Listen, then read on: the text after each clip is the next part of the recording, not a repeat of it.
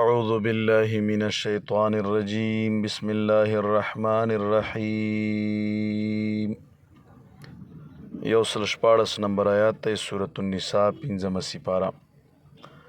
ان الله بشک الله تبارک وتعالى لا يغفر بخن نکوي ان يشرك چې شرک وکړي شي به د دې الله تعالی سره ويغفر او بخن کوي ما دون ذلك هغه گناهونه چې علاوه د شرک نوي لمن یشاء هغه چاته چې اراده وشي دی الله تعالی ومن یشرک او هغه څوک چې شرک وکړي بالله الله تبارک وتعالى سره فقد ضل بس په تحقیق سره گمراه شو ضلالا بعیدا په لري گمراه سره.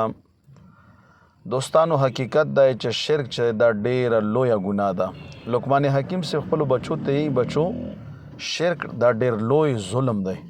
د دغه ظلم نه چې تاسو ځان وساتئ. خو شرک څه ته وایي؟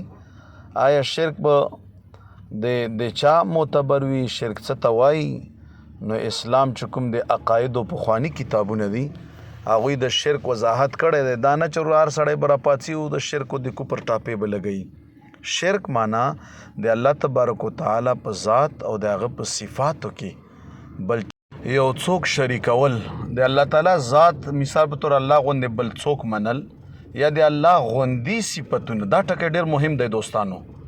ځکه چې ګوره الله تعالی هم اوریدونکی دی، ما او تم اوریدونکي یو، خو په دا کې خو غټ فرق دی. که څوک دا شرک شو، نه د الله تعالی غوندې خو څوک نشي اوریدی.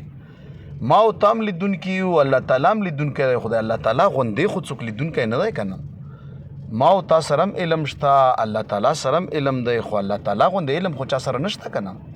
نو دا هغه خبرې دي دوستانو چې په دا باندې ځان پوهېدل پکار دي. خلک پې پوه نه وي نو بیا بې ټیمه چې دی هغه د کفر او د شرک ټاپې لګوي. که د نبي مبارک صفاتو کې مې چې مشرک شوي او که د ولی صفاتو کې مې چې مشرک شوي، وړکې ظالمه د ځان نه شرک او د کفر ټاپې ما لګوه که نه. حدیث مبارک کې ډېر سخت وعید راغلی چې څوک چاته کافر یا مشرک ووایي، که کافر او مشرک خو ټیک شوه، خو که نه نو دا سړی په خپله مشرک او کافر شو. دا څومره سخته خبره او د مسلم شریف په دې حدیث کې د دواړو جهانو سردار فرمایي. دغې وجې نه دوستانو ډېر احتیاط وکړو. شرک یا کفر دا څه معمولي خبره نه و.